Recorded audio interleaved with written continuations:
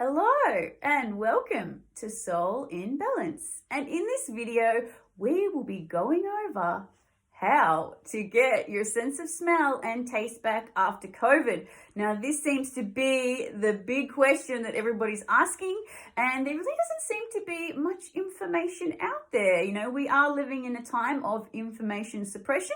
I have seen some videos where people are using nasal spray or they're using essential oils, and yes, these things do work, but we can fast track this with something really simple that we have at home.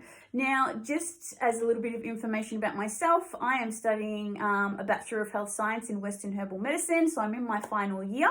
So you can take on what I'm saying on board, or you may not. It's completely up to you.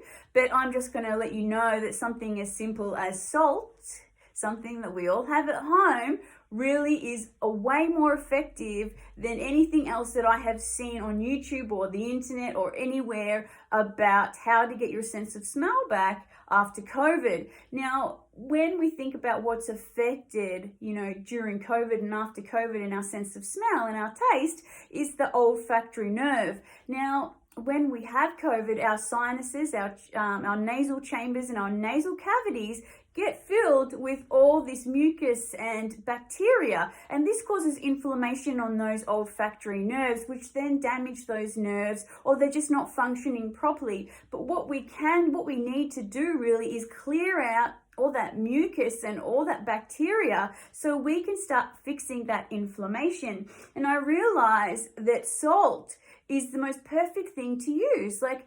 For centuries, people gargled salt. People put salt in wounds. Salt is just so efficient because nothing can live on salt. No bacteria, no nothing. So what I realized is that, we need to be, using some kind of salt nasal spray. So I went and purchased 2 nasal sprays. I tipped out the content of what was in them. And in one of them, I put my Himalayan salt solution.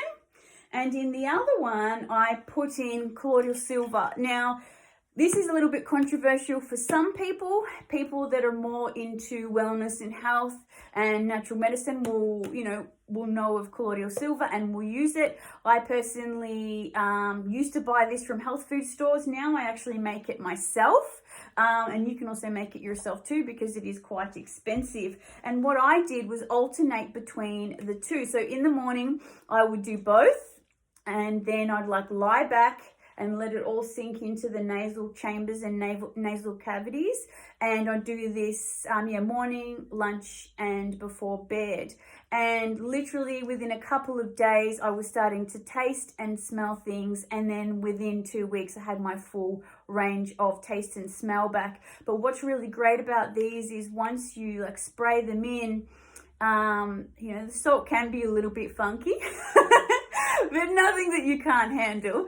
And, literally, or you can feel all the mucus and everything start to break down and pour out. And then you just get that little bit of smell back and a little bit of taste. And it's just amazing. It's like you've just won the lottery. So I just want to say something as simple as salt and colloidal silver, because colloidal silver also does kill bacteria as well. So if you don't know much about colloidal silver, just do some research, some Google research, or watch some videos, and you'll understand the concept of colloidal silver, because bacteria can't live on silver either. So they're both very effective. You can do both, or you can just do one. You can just do salt if you just have salt at home. But literally, when it comes to health, stuff that our grandparents used is the most effective.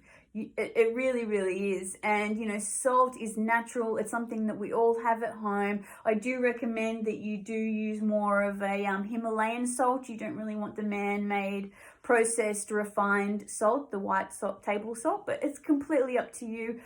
All salt works, and, a lot of people in the science field think that all salt's the same. It all is the same chemical compound.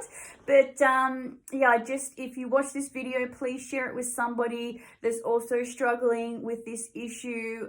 It is really awful when you just have no sense of smell and no sense of taste.